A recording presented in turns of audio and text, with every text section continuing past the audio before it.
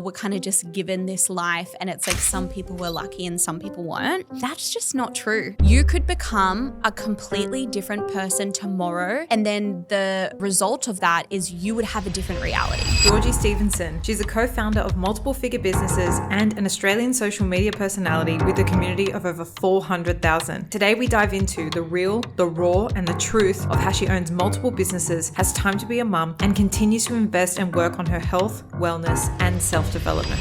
When you're controlling everything in your business, you really get a lot of the glory. Oh, you do it all by yourself. Oh, you scaled this Badge of honor. A badge of honor. And I think mums, especially working mums, we do get a little bit addicted.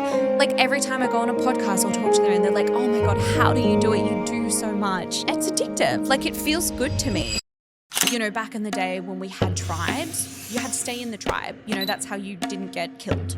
And so when we are struggling, like majority other people, we feel like we belong. So if you want to change that, you need to change your identity and your belief system. What does that identity work involve? So a really quick way that you can do it is... Did you know that over 85% of people who regularly watch this channel are yet to hit the subscribe button, and over 15% of those who have are yet to hit the bell notification? To make sure that you don't miss out on any new content that we drop, any new interviews or bonus content that I decide to bring out, make sure you hit that subscribe button so you're the first to know of any new content coming out. Now let's get back into today's episode.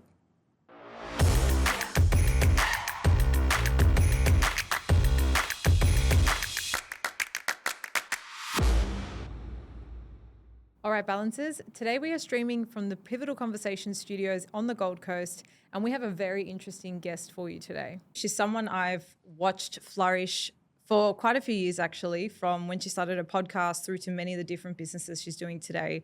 And I'm really excited to chat to her because I feel we have a similar origin story, but her way of thinking, her way of looking at the world, and the way she teaches others to do the same, I find extremely inspiring. So my guest today is Georgie Stevenson. Georgie, a warm welcome to the show. Thank you so much for having me, Erica. I really appreciate it, and I'm so excited to be here. Me too.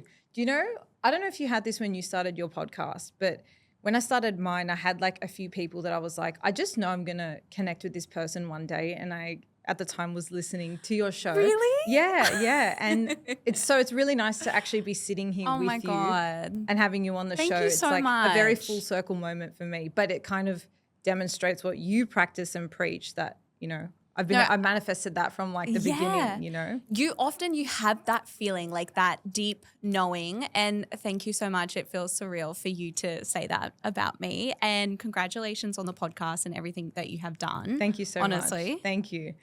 You know what I find so interesting? We both have this origin story of kind of starting out in law, leaving school, doing a law degree. And I was telling you a bit before, how I've been in Dubai. And what I found really interesting is I speak to so many lawyers who eventually just completely park it and do something else. It's kind of like people just get fed up with the space. But I just want to ask you, what was the moment you knew law wasn't for you? I think it's funny because when I was doing my law degree, it took me about 6 years to complete my law degree and do my PLT. And through that whole time, I was doing my side hustle, the social media, YouTube and everything. And I actually had so many people being like, why don't you do this full time? You make so much money. You have so many cool opportunities. And I was like, no, I've got to do this serious job. It's not a real job. Yeah, it's not a real job. I've got to do this serious job. And I would always push that thought away because, growing up it was you pick the job that's going to make you the most money. You go and earn money for your family. That's, what my family did. Very hardworking, great work ethic. And so I always said, no, I'm not doing that. I'm going to be a lawyer. And then I got right towards the end and was practicing. I got into this amazing law firm surrounded by, incredible people. And I was actually working in international family law, which so interesting, like the Hague Convention. Oh, I didn't even know international family law was a thing. Yeah. So basically what happens is certain countries sign the International Hague Convention, and then if they bring a child to Australia that maybe the other parent's still in the other country, we can bring proceedings against that person to get the child back to the parent. Interesting. So very interesting, obviously very hard work, but very interesting. But I got right towards the end and I thought, if I'm doing this for the next 50 or 60 years, I don't know if I will like myself, if I'll like my life. Like I was like, I don't actually get that much joy out of it now. And it also came to the point where I was like, I either need to, if I am going to be a serious lawyer, I need to stop this side hustle. And that kind of broke my heart because it was my passion. And so it really wasn't till the very end. And I remember talking to my partner at the time, my husband now, and he was like, well, why don't you just, do the side hustle stuff, figure it out. And then if you don't like it, if it doesn't work out, if you fail, you can go back to law. Like what's the worst case scenarios? You're in the exact same scenario now. And I was like, never thought of it that way, which is funny now thinking about it. But yeah, it was not honestly right to the end. And then I remember kind of asking the universe, and the law firm I was at, I did law clerk, law graduate, and they had this program where basically they did lots of corporate law, family law. I was in family law. And after the program finished, I was either going to stay in family law or get put in a different law. And so I said to the universe, if I'm meant to continue law as my career, I will stay in the family law team because I knew them, comfortable. But if I'm not meant to do that, I'll get put in another team. And I actually got put in corporate. There you go. And I was like, okay, the universe has spoken. And I decided that I was going to give the side hustle a go. And here we are. Here you are. That's so cool. What are the main things you had to let go of, or maybe even unlearn, like that you were conditioned when you made that decision? Great question. Because I have battled with very similar thoughts of, I spent so much time and so much money, and it's a very, especially here in Australia, I mean globally as well, it's a very respected career. What did you have to let go of to actually embrace that jump? I had to totally let go of that identity. And so identity work is actually something that I do now, in my businesses. And I had to let go of the identity that being a lawyer meant I was successful. I had to let go of people's opinions and thoughts about me. I had to let go of the status quo of what they say you should do in life. The pathway, it's high school, university, you get married, you get the job, you have kids. I had to let that timeline go. And also I had to let go. I had this whole thing in my head that who am I to start a business? Who am I to go and have this life where I literally get paid to do what I love? Like, because I grew up and I saw my dad, he was a plumber and my three brothers were plumbers, and he worked so hard, like blood, sweat and tears every single day until he was 50 to provide for us. We came from nothing and, to put food on the table. And I saw him work so hard. I also saw my mum work so hard. And so I was like, who am I to enjoy my work when people around me are literally like not, and they're like really struggling just to make ends meet? So those were kind of like the main things that I had to let go of. But once I did, I stepped into, it wasn't quick, but I stepped into who I am now. And my belief system is honestly like the opposite of who I was when I was doing law, like complete opposite. Like I look back at that person and I'm like, wow, she was so lost. She was so insecure. When I did law, I had like an eating disorder, so insecure. She just wanted to fit herself into a box and she didn't want to go outside the line. She had no creativity. She had a lot of vapid friends. She didn't have a lot of deep connections. Just everything is so different to who I am now. And it really started with that inquiry of who do I actually want to be and what do I actually want to do?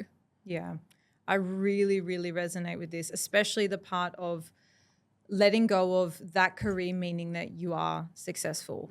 So if we go a little bit deeper on identity work, because this is super interesting to me, and you really do have to kind of part with a version of yourself you thought you were going to be, that you grew up chasing. You had this very clear trajectory, and then when you make a separate decision, it's kind of similar to what I'm doing now too. There's no milestones that you're looking for. Like, you're really just making it up. You're not fitting into a box. You're actually finding what shape you're actually meant to go in. What does that identity work involve? So basically, the way that I would describe it is most of us think that, even I remember growing up with the beliefs of like, you can't change your who you are at your core. Like, your personality traits, who you are, you can't, change who you are. And then I thought also it's like we all were kind of just given this life, and it's like some people were lucky and some people weren't. That's just not true. You can absolutely you could become a completely different person tomorrow, and then the result of that is you would have a different reality. So a concept, I'll come round to the identity work, but a concept I talk about in the work that I teach is quantum leaping. So it's like, it's a bit of a buzzword too in TikTok. It's like how to manifest and quantum leap. And basically, very simply, quantum leaping is just you going from one timeline to another. And so the only reason that you're currently in this timeline with the people around you, with the job you have, with how much you're earning, with how you feel, is a direct correlation with your identity and your belief system. So if you want to change that, if you want to have a different reality, if you want to quantum leap, is you need to change your identity and your belief system. So the identity work is basically the biggest work that you can do is inner child work, where you go back to what are the beliefs I hold that are keeping me in my current reality. And so most people stumble because they're like, but the person I want to be, they don't know that belief system. But it's like I kind of talk about this concept of this is why you have expanders, which is just other people who are doing what you want to do. And that's why listening to podcasts is incredible. That's why, documentaries, books, anything like that, where you're getting a taste of that person's belief system and the identity in which they mold themselves to. We can actually morph into someone new. Like I talk about this concept where, if you wanted to be, let's say you're someone who's like, I'm always late. And so you would identify as I'm someone who's always late. So if that is in your subconscious, no matter if you try and be early, I guarantee you something will pop up. You'll get a flat tire. Things will happen. And that's because the universe is always, or spirit, God, whatever you want to do, whatever you want to believe in, is always reflecting back to you whatever your beliefs are. Like, our reality is just a mirror. So everything that you currently have in your reality is just reflecting to you what's inside. And that can be really hard for people to hear when their reality isn't what they want. But that's what's so cool, because it's like, oh my God, I actually have so much control. And obviously it doesn't happen overnight, but if you can just start getting curious and being like, okay, well, what current identity points are related to my reality, and then you go into, well, who do I want to be and what are their beliefs? What are their identity points? How do they think about themselves? If you have this goal where you're like, I want to be a multi-million-dollar business owner, do you think they take themselves seriously? Do you think they show up on time? Do you think they take meetings a certain way? Do you think they prioritize their self-care? Like, all those sorts of things, that's all it is. And it's simple, but it's not. And obviously, I have courses that are 7 weeks long on this. So it's like, I can't really answer it in a podcast, but that's the gist. Yeah, it really is the deep work. And I've worked with a therapist, but she really opened my mind on the neuroscience side of things. And so what you're saying from a more spiritual point of view, when you're talking about manifesting, about the conscious and the subconscious, a really simple way she explained it to me was, imagine you're in a boat and you've got oars and you're trying to go a certain way. Are you going to go the way you want to go or the way the current's taking you? right? So the current represents your subconscious beliefs. So if you think I'm always a late person and you're trying to go on time, you're gonna be fighting against where the current's going, which is actually your subconscious belief. So investigating that, going beneath the surface, it's hard because it's not conscious to you, right? It's in the subconscious, but you can do it with like a lot of deep reflection. Yep. One thing you brought up before that I think will sit in a lot of people's subconscious is this idea that you have to work really hard to make money. A lot of us, especially in Australia, like a lot of our families migrated to Australia. And so we come from an immigrant generation. My 4 grandparents are Italian. I was raised with that, seeing my parents go to work very hard. Now that I'm trying to, I'm thinking about the future and wanting to have kids and wanting to be a hands-on mom, but also wanting to still have things for myself and potentially build out passive/flexible ways of making money that will probably generate me more than what I would in a 9-to-5. I still sometimes come against this like guilt feeling because of where I've come from and how I've been raised. So you kind of mentioned that was something you experienced with your dad and looking at your brothers.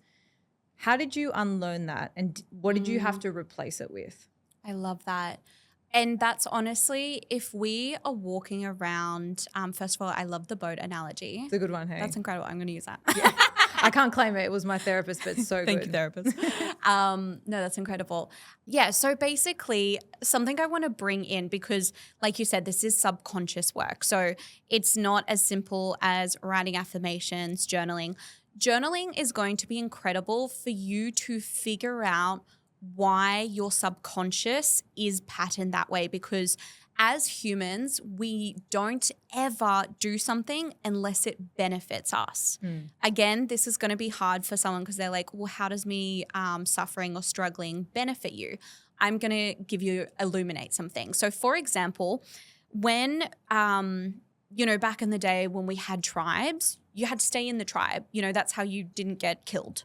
And so when we are struggling, like majority other people, we feel like we belong. So that's actually a benefit.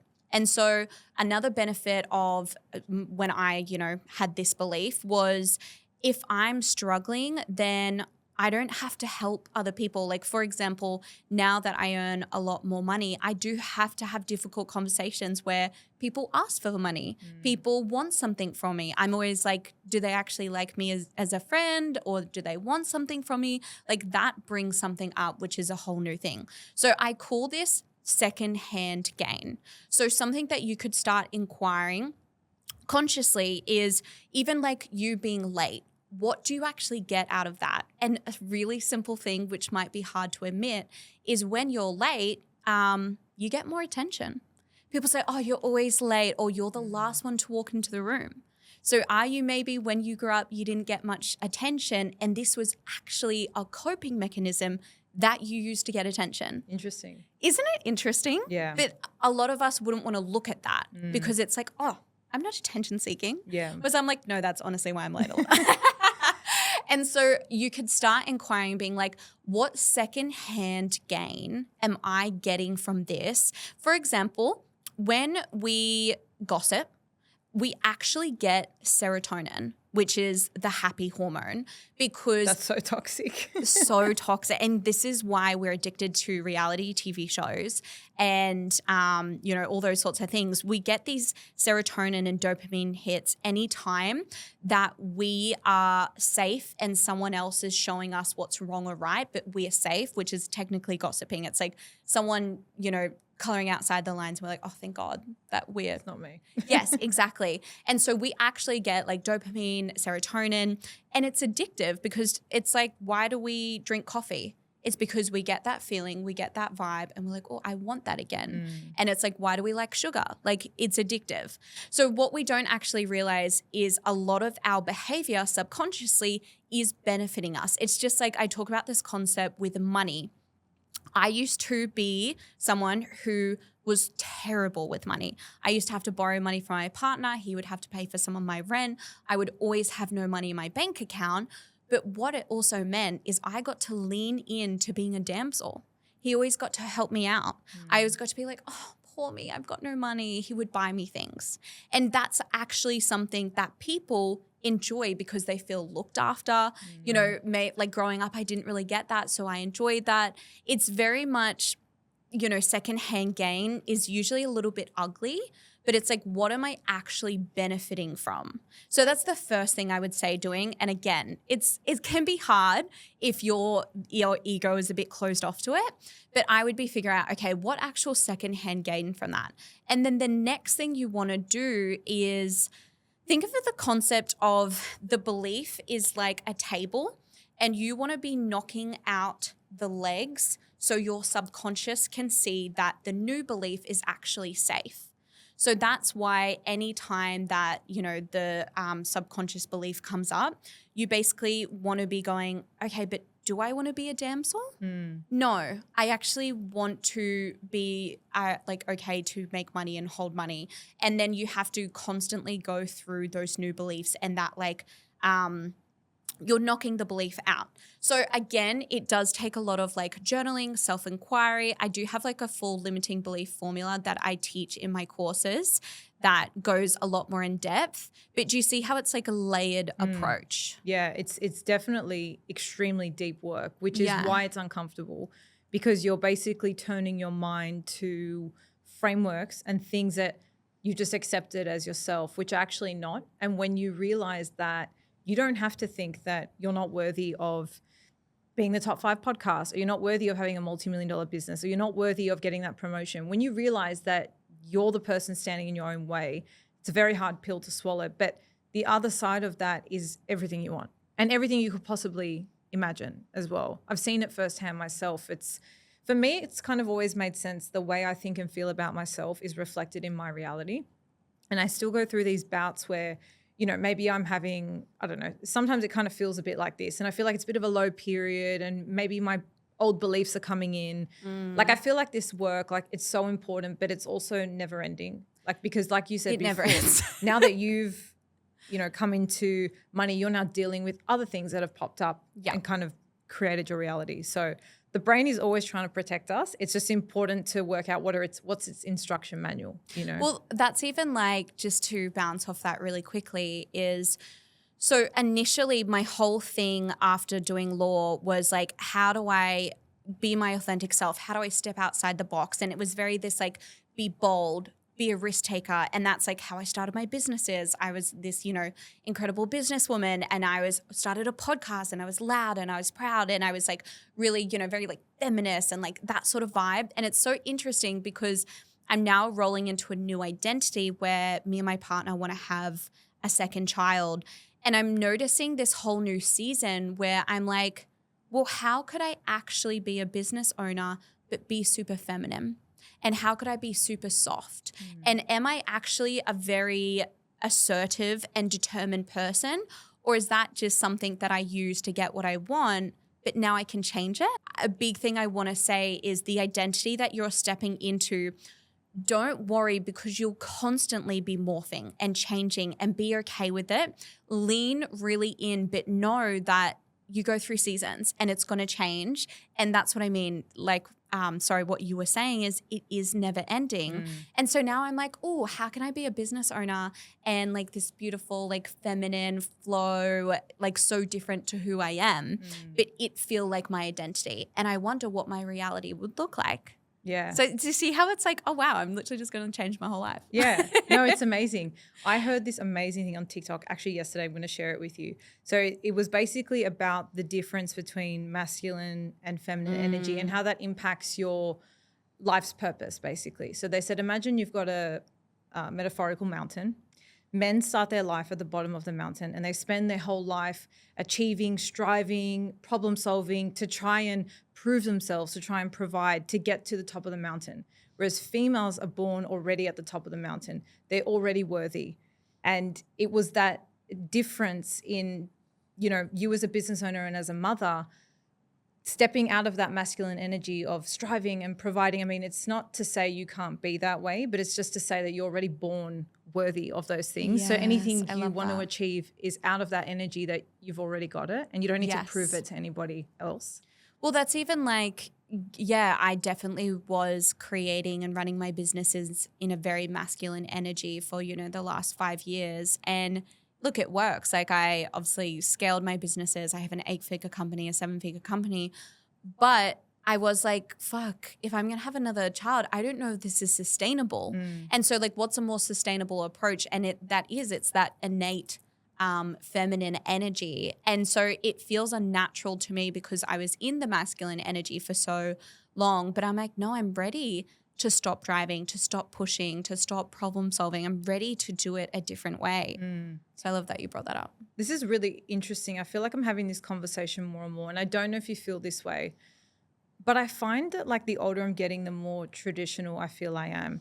Now, this kind of comes with two parts. I feel very grateful to live in a time where as females, we have so much opportunity and choice versus say like 50 years ago, right? Like we can start businesses, we can do whatever we want. Like we live in a country where that's a possibility, and I feel very grateful for that. But I also really respect and value the role of being a nurturer and being in the home and leaning into that energy and being in a position where I can potentially do both.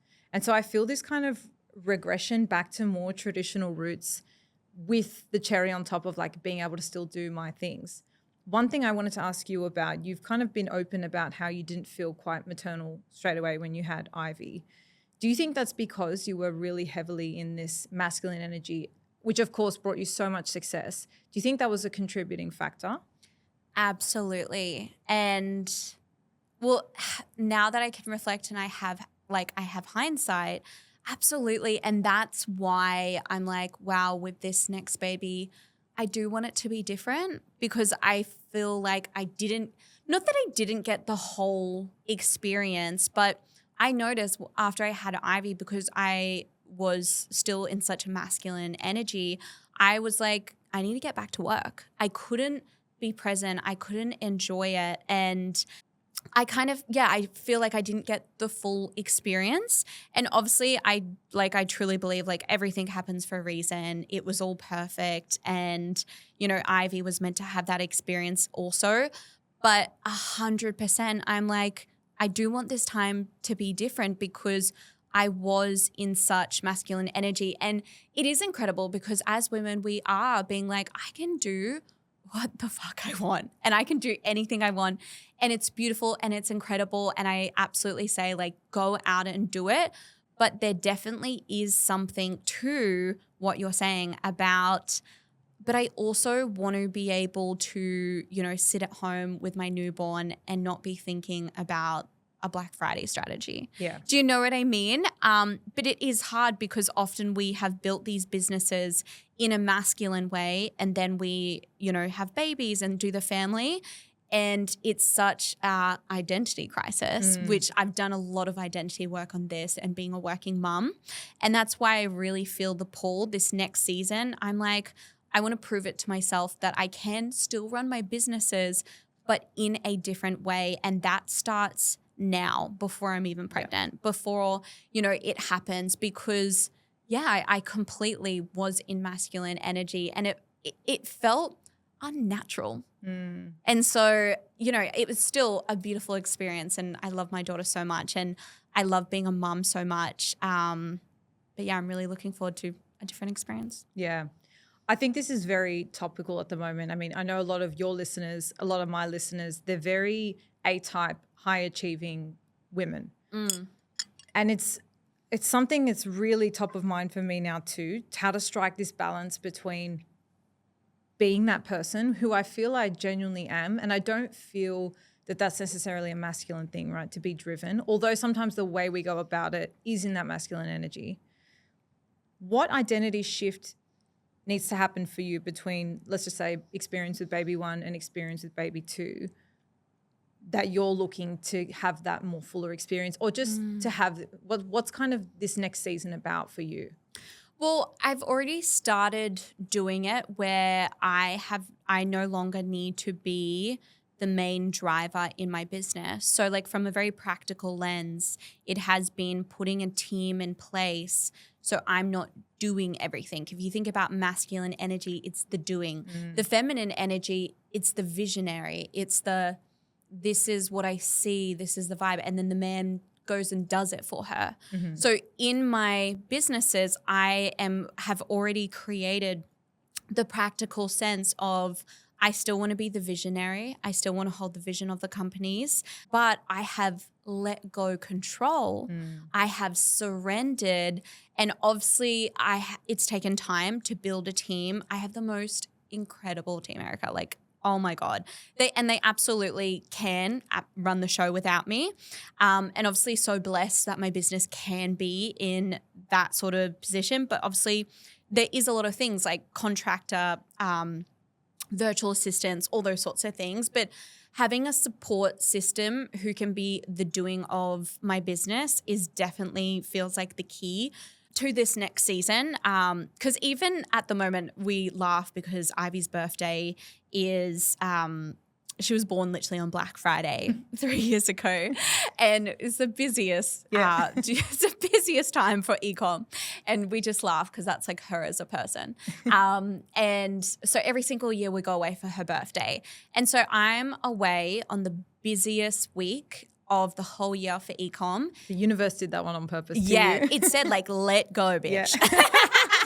And so like I'm going away to Fiji for her birthday as we're currently recording, and the team's got it. I have no worries. Like I have set that up. So it's the very practical sense of like, well, what's the doing? How can I outsource? How can I get support? And then staying in my feminine energy of like, this is the vision, this is the vibe. And then I think feminine energy too is that energy of just surrender. So even, you know, let's say I'm in the newborn stage when I have my second baby, it's like not being worried what other people are doing, not being worried, you know, if the business is just staying the same, like not being like, we need to scale it. We need to, you know, those sorts of things, and just being surrendering and like the universe has my back, the team has my back, and embracing it. Because honestly, my team can fully have it under control, but if I'm not letting go of control, I'm like the little micromanager that like ruins everything. So I feel like that's kind of what mine looks like. And then the identity piece is, let's even think about the secondhand gain, is when you're controlling everything in your business, you really get a lot of the glory. Oh, you do it all by yourself. Oh, you scaled this. A badge of honor. A badge of honor. Like, and I think mums, especially working mums, we do get a little bit addicted. Like every time I go on a podcast or talk to them and they're like, oh my God, how do you do it? You do so much. It's addictive. Like it feels good to me. And I can on it, like I'm happy to say that. I'm happy to be honest about that. So it's like letting go of that struggle. It's like letting go that I have to climb the ladder, that I have to do it all, that I have to be the pusher and the driver. And that really goes against what society has told you about having a successful business, about being successful in life. So it's all those conditionings and identities that I have to step out of. Yeah. No, that's amazing. And even if you think about it, for me to be like, oh, I can take 6 months off and my business, you know, can just run by itself. Like that's very much like, oh, what do you even do in your business? You know? And me, I'm like, this is awesome. No, it's amazing. Like obviously it never starts that way. You have to scale it and build it to a point where you can make that. But not being that one key person risk is so important so you can actually step out. What this conversation is reminding me of is a question I kind of think about all the time, and it's, can women have it all? It's something a lot of us think and maybe think we can't, maybe think we can. But I think the whole point of that question and the starting point is you have to define what having it all means to you. Yes. Right. So when you talk about staying in your own lane, when you talk about not leaning into what society tells you is success, what does that actually mean to you? And then you start shaping, you know, your reality around that. Because I don't know if you felt that way, but when I was at law school and thinking about moving up in the ranks, and I was seeing my partner in a corner office and thinking, is that going to be my life? That wasn't having it all to me. You know, she was amazing at her job, but she never saw her kids. And I knew that wasn't what I wanted. So that's when the sparks started going off in my head. Like, okay, I've been told that this is a great career to have. And, you know, a lot of people think I'm so amazing for being a lawyer, but it's not actually. The reality of it is not, to me, having it all. And it's not the life I want. This quick message is for anyone who has health and fitness goals in 2025. Now, when I in the past have set fitness goals, there are only 2 things that have helped me maintain consistency and actually achieve them. That is system, and community. Now, you guys might recall Chantel Duncan, who was a guest on the show a couple weeks ago. She's the founder of an incredible app called Newform, which is an app not just for people to level up their physical fitness, but also their mindset and their confidence. They have a range of workouts from in-home to at the gym, which basically makes it a one-stop shop for workouts anywhere, anytime. The team at Newform and Chantel have kindly offered all our listeners a 7-day free trial. So if you're someone looking for that community or a system to really get you going and help you build that momentum for 2025, I highly recommend taking advantage of this really kind offer. You can head to the Apple Store or Google Play. I'll pop links in the show notes to both to take advantage of this free trial and make 2025 the year you achieve your health and fitness goals. Now let's get back into today's episode. What role does manifesting play in the identity shift? Is it kind of separate? Is it parallel? Is it in combo? Yeah. Well, in the work that I teach and the work that I do, it honestly just feels like it's just meshed together. Like manifesting just feels like second nature for me. But how it would integrate is, first of all, I love what you said, is a very simple manifesting formula that is also identity work is, let's just say to have it all. So it's like you said, the first step is getting clear on what that means for you. And that's why, manifesting vision boards, it's very important to be like, well, what do you care about? And what do you want? But here's the thing that most people stumble on when they're manifesting is, they put the Range Rover on the vision board because that's what their best friend did or that's what they see on Instagram. Do you know what I mean? They're not actually getting to this beautiful, core, authentic self place and creating goals. I actually just created a course called Your Magnetic Blueprint where I go through this, and it's only a 2-week course. It's a very short New Year sort of vibe course. And I spend the first week really teaching people who is their authentic self and what are their authentic desires? Not coming from, what does your algorithm say? What does your best friend say? Your mom, your sister, your partner, TV, all those sorts of things, because that's where I feel like we get unhappy and we get depressed and we get sad and all those things. It's because you're wanting what you think you should, but it's not actually what you desire from an authentic place. So in that course, the first week is literally on who are you authentically and what are your authentic desires? And then the second week is we create goals from that place. So it's about getting clear on what does having it all mean to you? Because if you don't care about having, a sport car or an expensive car, that's literally just repayments that you could put to maybe your big thing is you love horse riding. Do you know what I mean? Holidays. Or you're an experienced person, those sorts of things. So getting clear is the first step. And then the second step comes in the identity work of, well, that person, now you're clear on what it means to having it all for you. That person, who are they? What are their beliefs? What are their routines? What are their desires? All that sort of thing. So for me, with the mum who's having 6 months off with her newborn, one of those, identity pieces would be, I trust my team completely. If something doesn't go exactly to plan, I'm not worried. I don't have to know the finer details. I trust they're done by the team. That's do you see that? That's the vibe. Not see it. Do you listen? I hear it. Do you hear that? And so, that's really the second part. And then let's say the third part is where the real manifestation piece comes in. And this is you holding the vision even when your reality shows you the opposite or something different. And again, this is where people fall off. They can't do it because, they're manifesting, let's say it's my example of this beautiful feminine motherhood season, and then my whole team quits.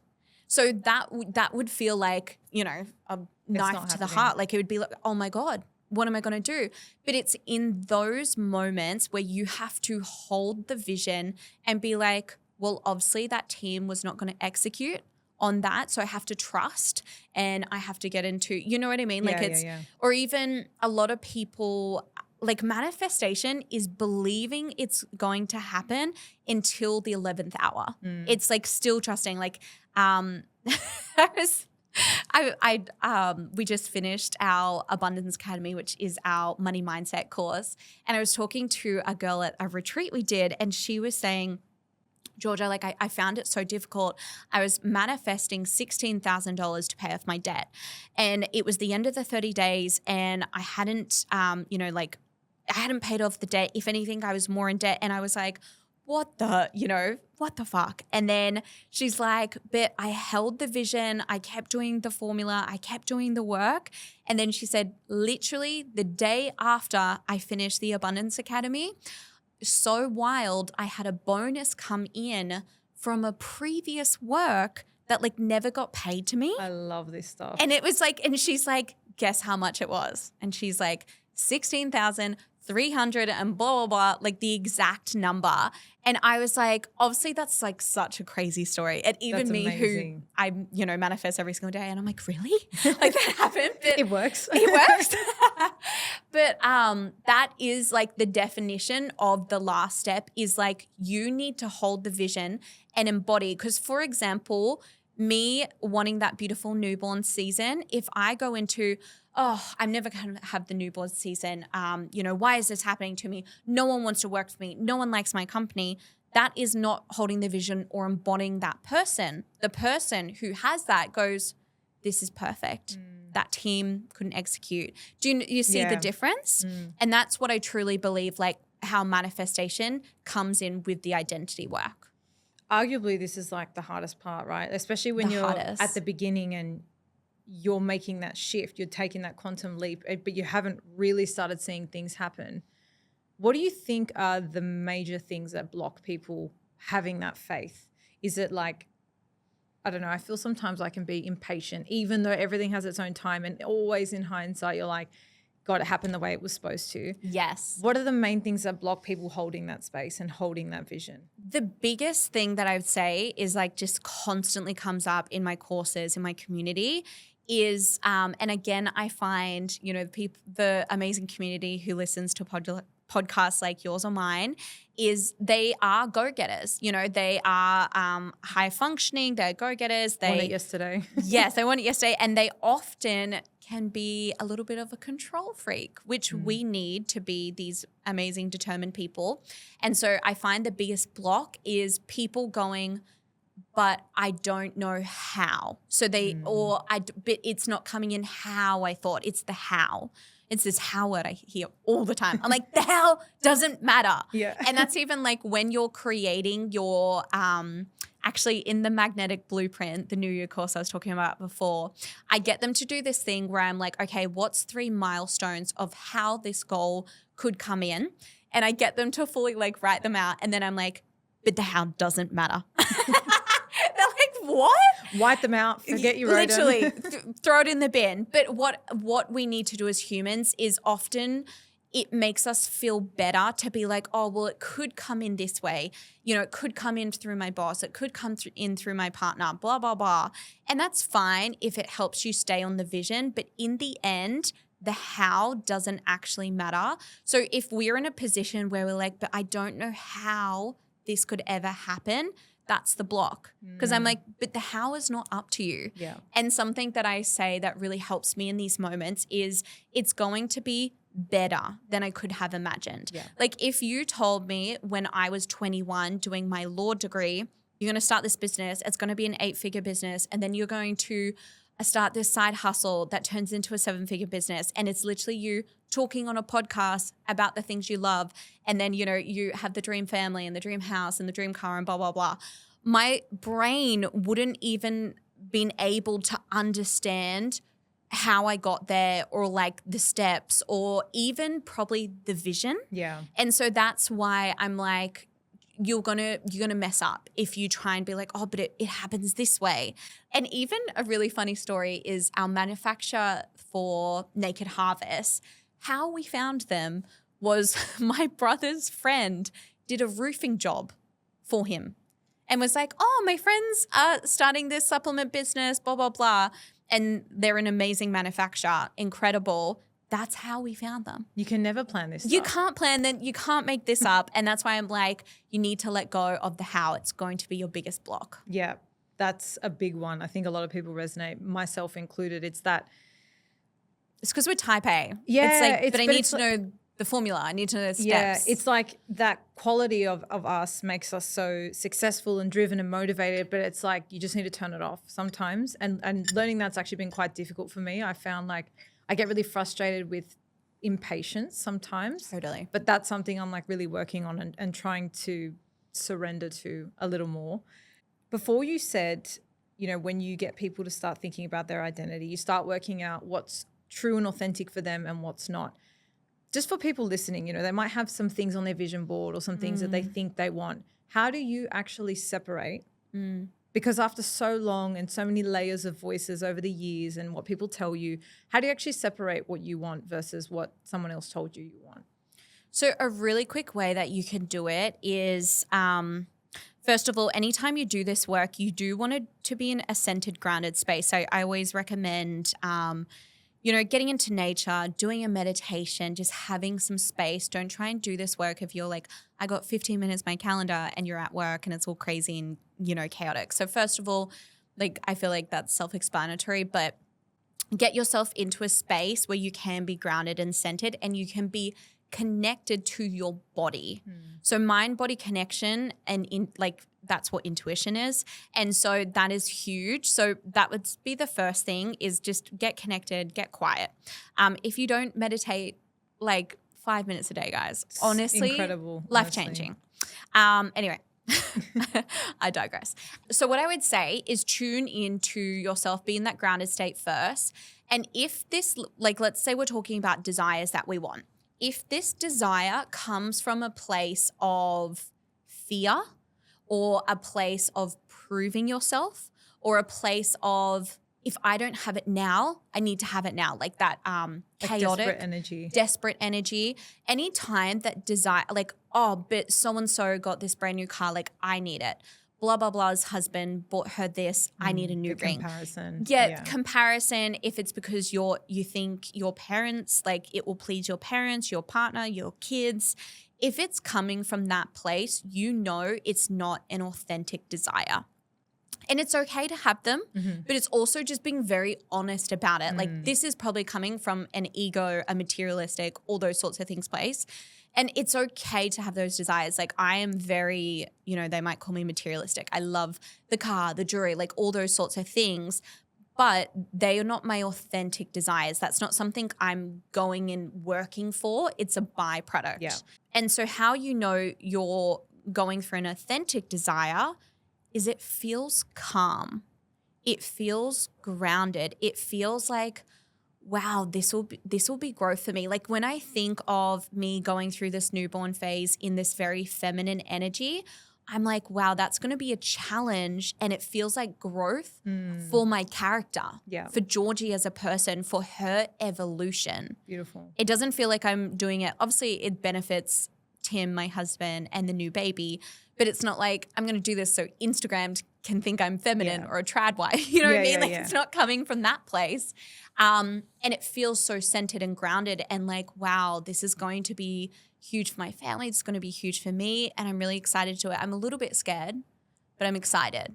Do you see the difference? Yeah. Like, I truly believe when you tune into your body, you will feel it. And if it's coming from that chaotic energy, that pushing, I need to do this, I need to achieve, blah, blah, blah, it's not it. Yeah. But that centered, that grounded, it can still feel, like I said, a little bit like anxious, a little bit like, oh, it's a bit scary, it's a bit crazy. But as long as it's still from that grounded state, you know it's an authentic desire.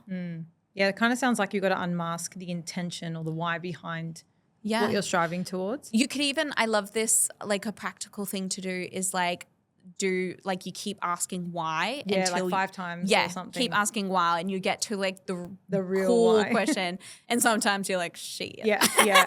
That's a really good one. Someone was on the show once and they said the 5 times why, but you can sometimes keep going. So given like sometimes we probably could be desiring things inauthentically, I'm curious to know, have you ever manifested something that with hindsight you probably didn't want? Absolutely. Honestly. What was like I've got a bit of a list. the worst one or the top one? Well, I wouldn't say it's the worst one because I truly believe everything happens for a reason. And if it's not a manifestation you actually want, it's a lesson. And like we need to figure shit That's out, true. don't we? Yeah. God, we can't be perfect. And so a great one was when I was like, you know, in just focusing on being an influencer and working with brands, and that was kind of my only job. I remember being like, I worked with great brands and, you know, they were incredible, but I remember being like, oh, I want to work for like luxury brands. Like I want someone to reach out to me and it's like a luxury brand and I want it to be like exciting and like, cause you know, you'd see people and they're like working for like Louis Vuitton and like those sorts of places. And I was like, oh, that would be cool. And so I remember I put that on my vision board and then I started working. I got contacted by a luxury brand and it was a luxury brand that I actually bought, used. So I was like, holy shit, this is perfect. And like paid my full rates. Like I was like, wow, this is 10 out of 10. Worked with them. It was the most horrible experience. They were so particular. They made me reshoot content 3 times for very minor things.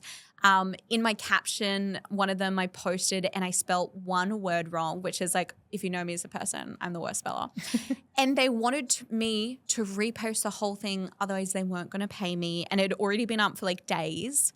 And like just this situation where I was like, this was not what I thought it would be.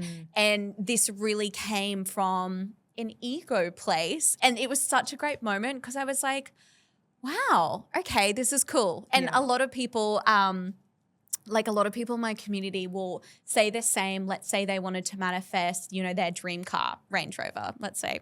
They're on the Gold Coast everywhere. And, you know, they get the Range Rover, but it comes with these huge repayments and it actually puts them further in debt or it like totally messes up their lifestyle. And then they realize like, no, I actually don't want this. This doesn't actually, you know, feel good. This doesn't actually come from a great place. It doesn't come from overflow. And that's what I say. It's like, I love material things and I'm very aesthetic, but it's like those things come from like this overflow, never putting me in a position where I'm like, oh my God, what have I done? Like a setback. A setback, yeah. So like I would say that was probably my best example. And I obviously can't tell you who the luxury brand is. That's fine. We don't need the tea on that. Yeah, I'll tell you after. You're so right. Like jobs, relationships, like things that don't work, they're as valuable because they teach you what you don't want as much as what you do want. Very quick example, sorry, just I thought of it, is also I went through this weird stage. So my husband is a stay-at-home dad and before that he worked in the businesses and before that he was a carpenter. And I remember it's our very first date. I said, I'm going to be a lawyer. So if you want kids, you have to stay at home with them. Like I said that from the very first date. So he was like, that's perfect. That's what I want to do. And I remember I went through this phase where I was like, do I want a husband who can like provide for me and pay for this lavish lifestyle? Like, you know, like very TikTok-esque where it's like your man's got to buy you everything. And I had that thought. And then I remember I was talking to my therapist about it and they're like, yeah, Georgia, but it would come with, you would probably have to support them in their career. You would have to like, and like, it comes like think about what it would actually mean. The reality of it. Yeah, I think a lot of things get romanticized and we're like, oh, but imagine if I just came home and blah, blah, blah and, you know, whatnot. But we're not actually thinking about it. And for someone who is so career driven and passion driven, like that has always been one of my highest values. So for me, that wouldn't work. Yeah. So it's like even thinking about it that way and be like, okay, do I just want this because I've seen it on TikTok? Yeah, 100%. Well, we're out of time, although you and I could probably sit here and yap for days and days. Absolutely, just keep talking. I think next time I come to the Gold Coast, we'll do a part 2, or next time you're in Dubai, yes, I'll take you to the studio. We should have done it when I was in Dubai, literally a couple of months next ago. Europe trip. But it's been so lovely chatting to you, getting to know a little bit more about your story. Thank you so much for sharing your expertise and just your thoughts and your mindset. Like you said, it's when you're trying to expand, listening to people's mindset, people like you is so inspiring. So thank you so much for teaching us today and for holding some space with me. No, thank you so much. And honestly, your questions were amazing. It was such a good convo. Thank you so much. Thanks, Georgie.